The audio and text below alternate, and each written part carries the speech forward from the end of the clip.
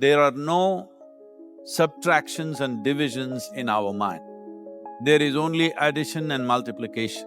I will just remove negative thoughts and I will have positive thoughts. All the best, it's not going to work. It's just that you need to pay little attention as to how it functions.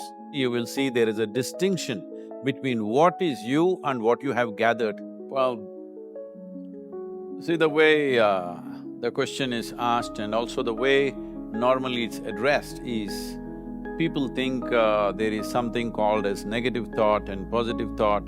They want to remove the negative thoughts and have only positive thoughts. But such people, I would ask them to just experiment for 10-15 seconds. Let them forcefully remove one thought from their mind. For example, next 10 seconds, just don't think of a monkey.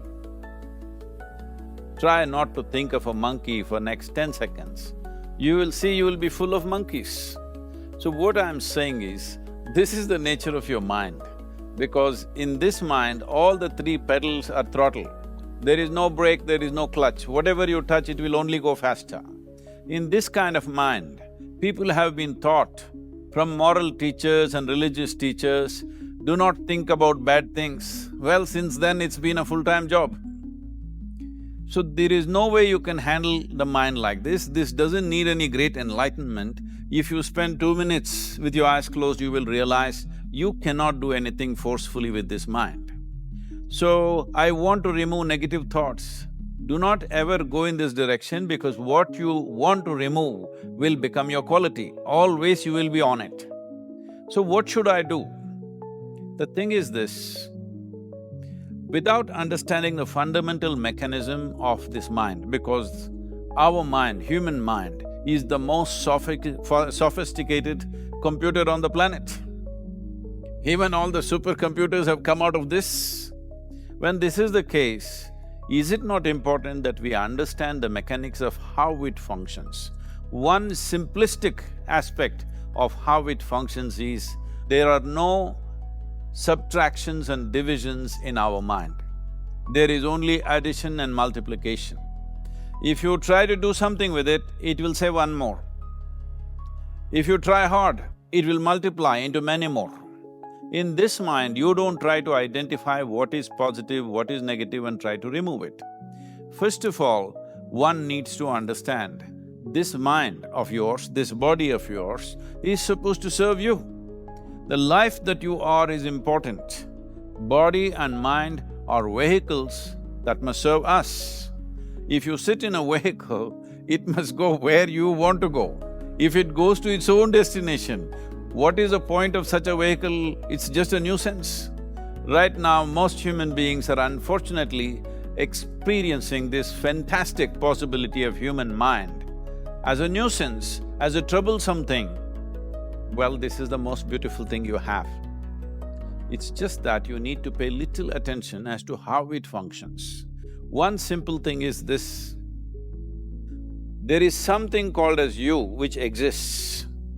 This is not a composite of all your thoughts and emotions and physiological processes. Beyond that, there is you. If you close your eyes, even if you cannot see anything, you're still there.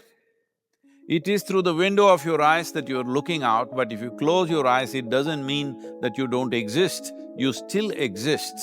So beyond your thought, you still exist, beyond your emotion, you still exist. So that you, the life that you are, this has to come into your experience. Why is it that you're not allowing that to come into your experience, which is the most significant aspect of who you are? Who you are right now, the most significant aspect is, you and me are alive right now, this is it. What I'm thinking, what you're thinking is not the important thing. We are alive right now, that is the important thing. So, it is important that you focus on this fundamental sense of aliveness within you, and then you will see there is a natural distance between you and your thought process. Once there is a distance between your psychological process and your physiological process, this is the end of suffering. Because there are only two kinds of suffering that human beings go through, physical suffering and mental suffering. Once you create a little space between you and your mind, between you and your body, this is the end of suffering.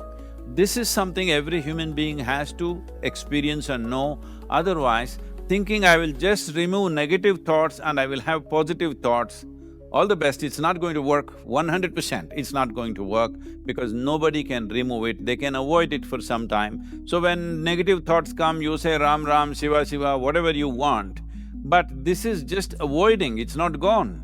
The moment you stop that, it will pop back with great force, otherwise it'll come back in your dreams. So it's very important, first of all you need to understand your anger, your resentment, your fear, your anxieties, the negativity that you generate. Generally, resentment, anger, it is always directed towards somebody. But we need to understand this is poisons that we are drinking and expecting somebody else to die. Fortunately, life doesn't work like that. If I drink poison, I die. If I drink poison, you don't die. So, we need to understand this. When I say poison, today you can have yourself chemically analyzed. Right now, what is your blood work, what it says? 5 minutes of intense anger, check your blood work and see, there will be lots of negative elements in it, literally you're poisoning yourself. So, do you want to poison yourself? Definitely not. Now the very question is coming from certain helplessness, what shall I do? Don't do anything, just sit back and just concern yourself with something which is a life process. Maybe your heartbeat, maybe your breath, maybe just the sensation of being alive. Depending upon how sensitive or how perceptive you are, accordingly, find something. It could be a sensation in the body, it could be breath, it could be heartbeat, it could be anything, something which indicates life to you. Just pay attention to that for some time. Slowly you will see there is a distinction between what is you and what you have gathered, which includes both your physiological and psychological possibility or mess, whatever you made out of it.